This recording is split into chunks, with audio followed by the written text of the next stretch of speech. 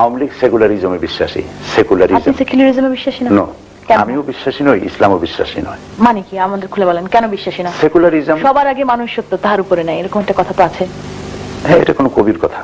হ্যাঁ, তারপরেও মানুষ সৃষ্টির শ্রেষ্ঠ জীব, ইসলাম আপনাকে বলেছে। আমি মুসলমান হিসেবে যেটা, আমি আপনি আমরা সবাই মুসলমান, মুসলমান হিসেবে যেটা বলতে চাই যে সেকুলারিজম শব্দের অর্থ কি? সেকুলারিজম এটা, এই শব্দের অর্থই হচ্ছে ধর্মবিরোধিতা এবং ধর্মহীনতা। দুনিয়ার সব ডিকশনারি এটাই বলে যে সেকুলারিজমের অর্থ হচ্ছে ধর্মহীনতা। তো তারা একটা দলিল আনে যে ধর্ম নিরপেক্ষ করতে হবে, কারণ কোরআন শরীফে আছে লাকুম দীনুকুম ওয়ালিয়া দীন। তারা এই আয়াত নাজিলের শানে নজুল জানেন না বলে এই কথাটা তারা বলেন। এটা শানে নজুল হচ্ছে যে নবী করিম সাল্লাল্লাহু আলাইহি সাল্লামকে কাফেরেরা বলছিল যে মুহাম্মদ সাল্লাল্লাহু আলাইহি সাল্লাম, তুমি আমাদের মূর্তিগুলোকে কিছুদিনের জন্য প্রণাম করো, আমরাও কিছুদিন তোমাদের মসজিদে গিয়ে আল্লাহকে সিজদা করে আসবো, আমরা ধর্মকে 50-50 করে ভাগ করে নেই। তখন এই আয়াতটা নাজিল হলো।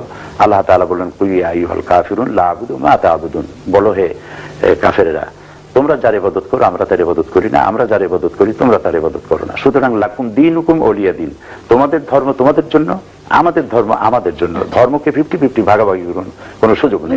এই দৃষ্টিভঙ্গিতে সেকুলারিজম মুসলমানদের জন্য করা গ্রহণযোগ্য নয়।